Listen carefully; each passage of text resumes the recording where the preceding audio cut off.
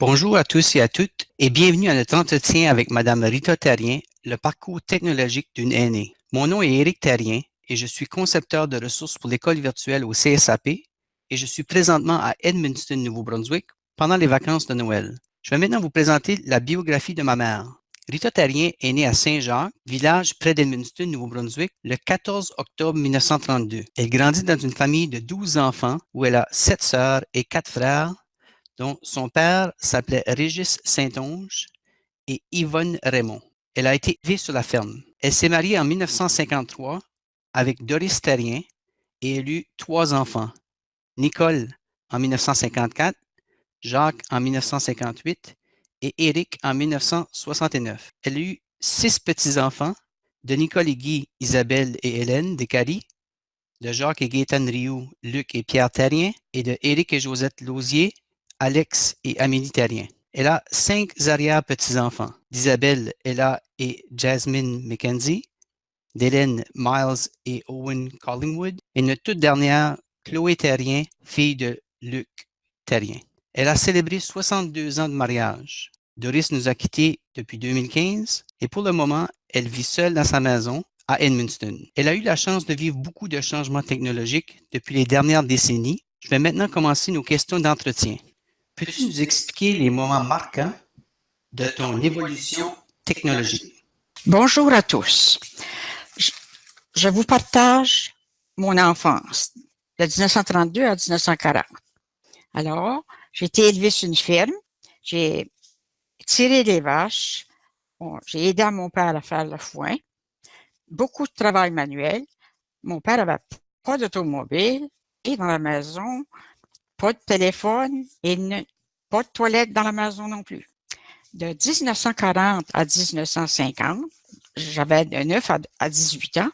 C'était la fin de la guerre. La première voiture de mon père était en 1945. C'était une Ford 1930. Alors, j'ai arrêté l'école en 8e année pour aider ma mère. Après, j'ai travaillé chez Dolphin, puis j'ai participé à un concours. J'ai été élue Miss Personnalité de 1948. L'électricité en 1945, le téléphone en 1947, les toilettes dans la maison avec lavabo en 1948. De 1950 à 1960, de 19 ans à 28 ans. Je me suis mariée le 7 septembre 1953. J'avais 20 ans. Nicole est née le 24 juin 1954. J'ai resté 1 an en appartement. Ensuite, on s'est fait construire. Mon permis de conduire en 1954. Jacques, mon garçon, le plus vieux, est né le 19 de mai 58. J'ai été représentante des produits de beauté Avon, gérante de produits de beauté Counselor. En 59, j'ai commencé à jouer au quai.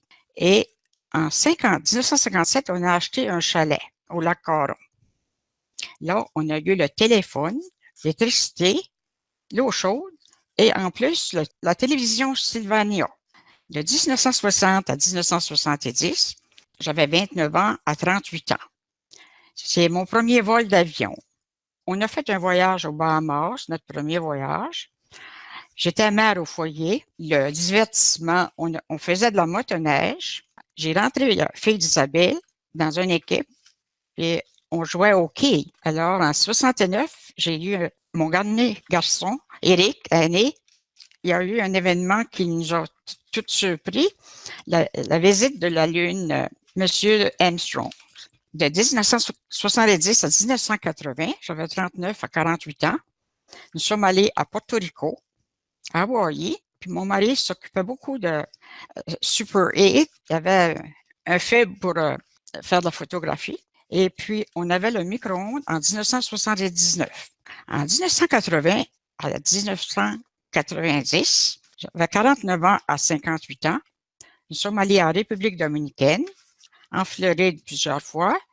Mon mari était passionné de créer des vidéos VHS en 1981. En 1990 à 2000, à l'an 2000, de 59 ans à 68 ans, nous sommes allés à Vancouver. Encore, je jouais pour divertissement, je jouais au quai. Là, l'arrivée du DVD en 1999.